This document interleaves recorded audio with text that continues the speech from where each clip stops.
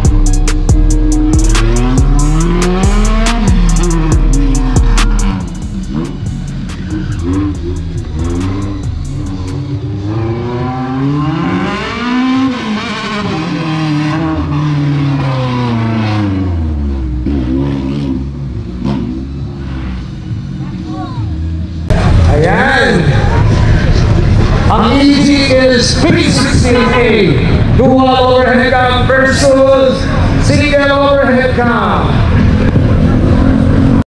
Alan, ready?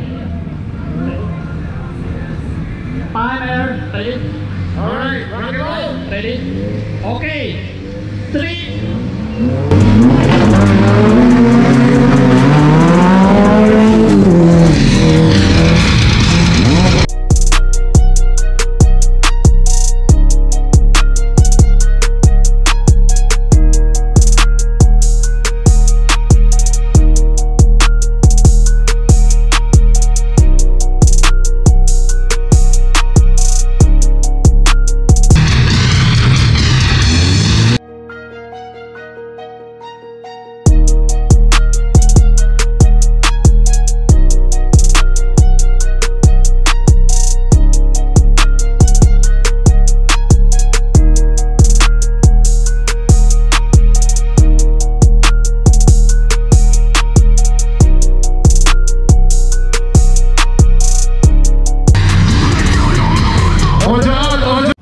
Dito makikita nyo, nagkasubukan ulit ang B16 versus SOC D16B. Tingnan nyo idol hanggang matapos itong video na ito, no? Itong dalawang head-to-head race, SOC versus DOC. Alright, at the end of this race, gagawa tayo ng assessment kung kailangan mo ba talaga mag-DOC or kailangan mo mag-SOC lang, or ang pinaka-importante ang driver skills. Alin dyan ang totoo o dapat sundan?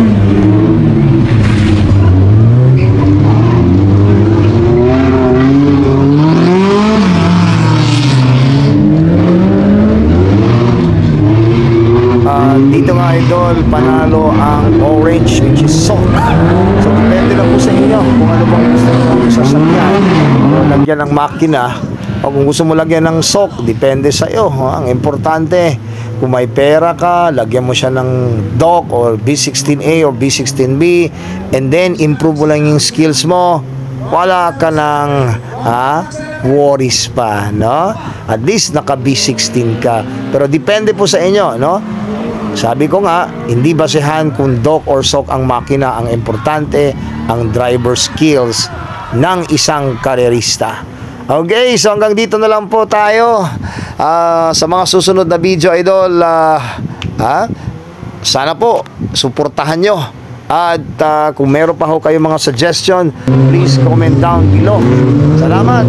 Until my next vlog.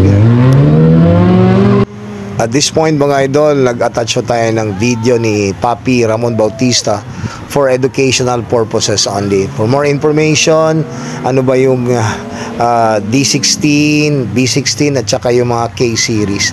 So I hope you enjoy, I hope you appreciate, and shout out to Ramon Bautista idol. Thank you so much. Original, lumabas, B18C na type R. So, ay B15 double VTEC. Okay. So lumabas yan sa EK3 VIRS tsaka VTI. Halos hawig siya dun sa local natin na makina ng BPI, pero 1.5 liter siya. Tapos yung VTEC niya 3 stage. So merong 12 valve to 16 valve. Yun ang meron natin sa local. Tapos meron siyang nagwawalang VTEC. Nagwawala. Pag sinabi nagwawala, ano ibig sabihin nun? Yun yung sinasabi lang may wild cam. No? So, sir, may twin cam, tapos may single overhead cam. Para dun sa mga katulad kung walang kaalam-alam sa mga ganyan, anong pinagkaiba ng single cam dun sa twin cam bukod sa mas maganda yung taas? Ano bang advantage ng isa o dalawa? Pagka isa, less moving parts. So, sa mga tuwid, mas konti ang papalitan mong pyesa. Less gastos, mukhang less gastos yan. Hindi palagi kasi yung ibang single cam rear pops na din. Ganon? Oo. Pero pagka twin cam, mas madali bang itono yan? Or mas madaling palakasin? Or Mas madaling palakasin, mas maraming pyesa. May 2 liter, so available na 2 liter. Katayin nyo dun sa CRV ng nanay nyo, yung engine block. Kapit nyo dun sa SIR ninyo. Ayun, medyo madali na mag 200 horsepower yun. Yun, ano? Kung gusto 200 horsepower, yung B20 tawag dun. B20 VTEC. B20 VTEC. So, palakihan ng block. Ay, Pataasan ng displacement. nagsisimula 1.5 hanggang 2 liter. Ang B16, ang B-Series, umpisa sa 1.6, tapos may 1.8, tapos may 2 liter. Okay. Meron din mga aftermarket, lumalaki din, mga 2.3, 2.4 meron yata. Okay. Pero aftermarket na yun. Pero kung gusto nyo 2.4 kagad, doon ka nakakagad sa K24. K24. K24. Modelo na yan eh. Saan original na kotse galing yan? Iba-iba. So ito, specifically galing Accord na modelo. Ano siya, 200 horsepower, 6 speed. So kung graduate ka na sa D-Series at saka sa B-Series, medyo ito na yung pupuntirihin mo. Di ba mabigat to, boss? 2.4 eh. Di syempre bababa yung mga Honda natin. 1.6 lang yung laro nun eh. Wala naman pakialam yung mga tao sa weight distribution dito sa atin. Sa atin, palakasan lang na makina halos eh. Yun ano?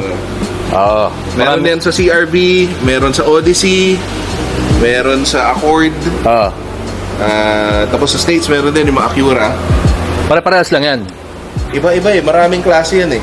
Pero ito yung medyo sulit kasi ito, bili ko kay Zion sa Banawe, 135,000 lang. 135 yan. Ba't ang B16 ba, mga B-Series, magkano ngayon ang patakan? Pops, rare na eh. Kung Kaya bili ka, baka wala ka naman mabili.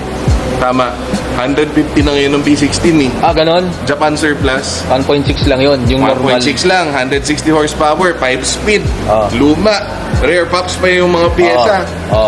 Ito, 2.4 liter, 200 horsepower, yung mga iba, hindi 300 horsepower pa, NA pa lang. 6 speed pa. Baka boss, hindi naman tumutunog ng hindi naman nag-bibitik yan. Iba na kasi cam facing na yan eh. So, hindi na kasing nagwawala yung VTEC. Pero mas malakas yan. Okay. So, kung gusto nyo malakas, yan. Kaya lang, yun, medyo marami na conversion. Kung makina ay 135, siguro matatapos ka, mga 300. Anong 300? Sa 300,000 pesos? 300,000. Ang conversion. Hindi kasama kotse. Hindi kasama kotse. Okay. At yan na nga ang nagde-define sa makapangyarihang B16 at sa tuner scene. Minomodify para lalong bumilis. Yung stock mabilis na nga, pero yung tuning potential, napakalaki. Yung mga performance parts nanggagaling sa US, sa Japan, sa Taiwan, pati sa China, gumagawa na rin. Ito yung ebidensya na kapag malaki ang market, natural, lalaki din ang aftermarket.